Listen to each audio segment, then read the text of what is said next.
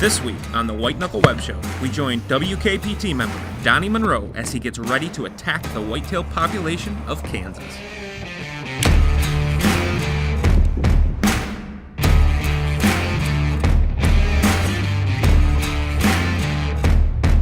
We have all been looking forward to Donnie's season, as I don't think there's a whitetail bow hunter among us who doesn't dream of hunting Kansas.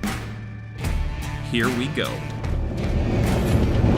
Well, it's September 24th. It's been really hot here, but the good thing is the beans are starting to turn. Farmers are starting to get the corn out. And there's a cold front coming Monday. So with all that taking place, I expect these bucks to really start kind of moving around. We can go in and use one of the last hot days to kind of get set up. Another stand actually that for any kind of south wind. Kind of looking forward to it. I'm just ready for this stuff this heat to move out and the bucks to start moving.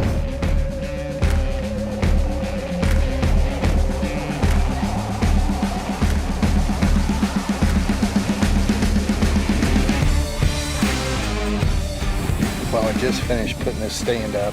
I really like this tree. It's got a lot of cover. Looks really good. Look at some of these views, man. This is awesome. So back behind me, it's all thick CRP right in here, which was burnt in spring. So it grew back really tall, really thick. This clover plot, they're just gonna work up and down. This thing will probably be all scraped up. You can see where they've already been hitting it this year. Can't wait for the ride. Just ready for some action.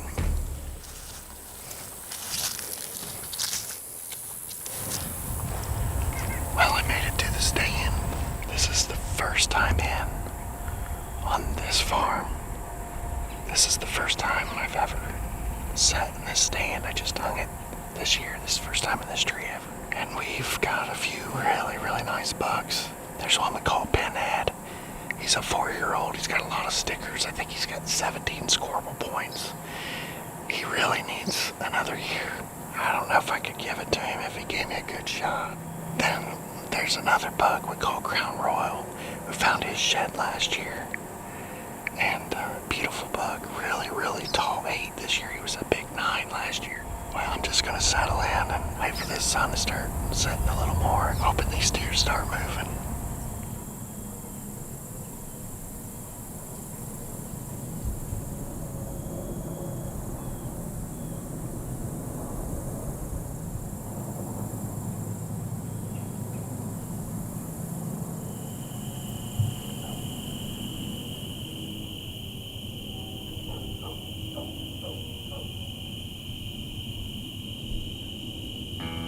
Donnie does most of his own filming, and as you can tell by his work, he's passionate about sharing his story. If you've never tried self-filming before, it is quite challenging, but it also is quite the rush. It also gives you another aspect of hunting to experience along the way, documenting your story as you see fit. It's not for everyone, but I think Donnie also has gotten the bug. Well, I made it to the blind. There's not a lot of food here, just a lot of browse, so for whatever reason the deer still keep coming here and pounding it. So I think the main reason is just the location. There's a bedding thicket that's just right over here. And this is just a creek and it's a funnel through here.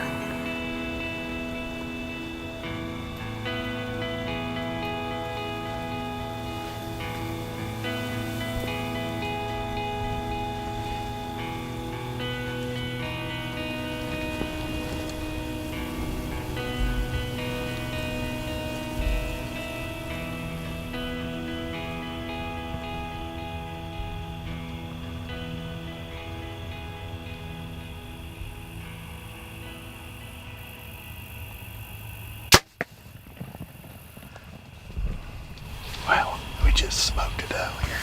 One thing that I like to do if you got an area that you're really not, focusing in on what you're gonna hunt as far as the bucks that you're picking out to try to hunt. Go to another area and try to shoot a doe.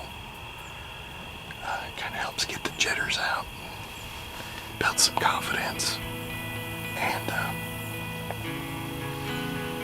Plus gives you some good table fare.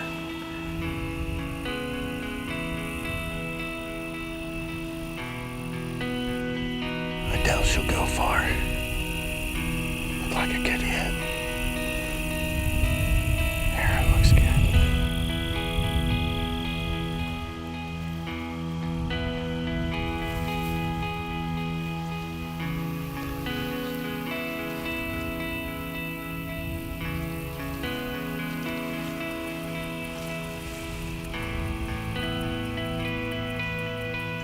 Well, we found her. It got too low light on me, I couldn't see. So I had to go back to the truck. And she wasn't much farther. She ran about 80 yards. Pretty certain it's a heart shot. Good doe. A lot of them in here, and we're gonna eat good.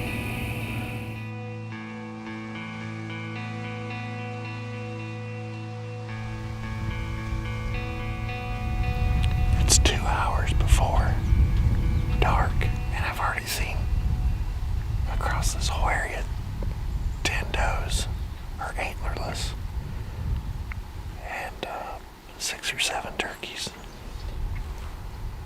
I'm really expecting to see one of the good bucks tonight. I'll be surprised if I don't. With everything getting on their feet early.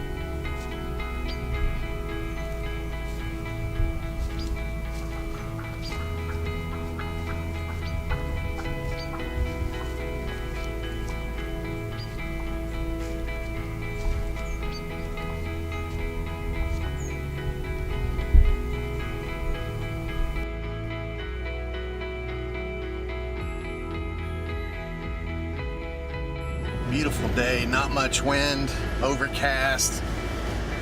Bucks should be on their move tonight, so I'm gonna hunt a spot I haven't hunted yet this year, and I've been waiting on a southeast wind for it, and we've got a southeast wind, so it should be money. And there's a couple scrapes and some ruds in there, and I'm just really hoping that one of those bucks comes out and decides to work the scrape in daylight tonight.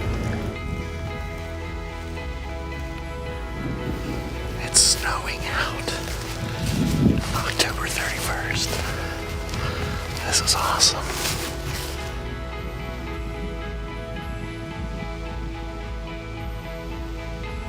Well, I got in, got set up.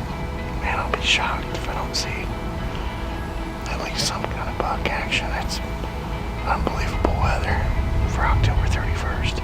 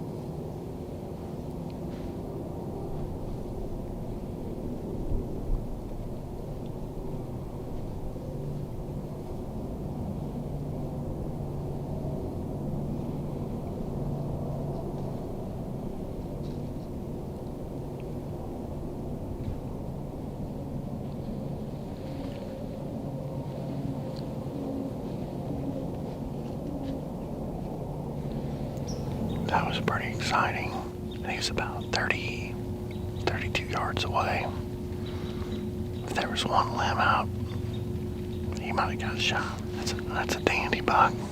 Even if you don't kill, an encounter like that's pretty amazing. That deer's gotta be 6. Because last year, I mean, he was hefty, big. I don't have any history, so I don't know for sure, but I would say he's at least 6. Beautiful 6x6. Man, that's awesome. That'll get you jacked up. Thanks for watching this week's White Knuckle Web Show. On the next show, we'll continue Donnie's hunt in Kansas, and it's got one heck of an ending.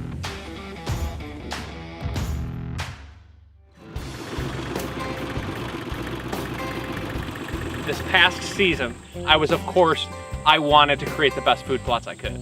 And that's when we met Don Higgins and the guys from Real World Wildlife Seed. And these guys have it as bad for whitetails as we do. And when you talk to them about their product, when you talk to them about their whitetails, you get the sensation that you're talking to your brother. And it's not about business. It's not about anything but growing the best whitetails you can possibly grow with the best seed and offering the best product out there. And I truly believe Real World does that. I had to redo my clover plots after a disaster last year. This year I came back with Real World Wildlife clover chicory mix, right? It's the chicory. It makes all the difference. It's been awesome. It's come up for a first year seeding. I've seen some good crops and some bad crops. This clover is just dynamite. I mowed it for the first time already last week, and I had 8 to 10 inches growth on most of it. It just looks incredible. Never seen anything like it. It's been the best clover stand I've ever had, bar none.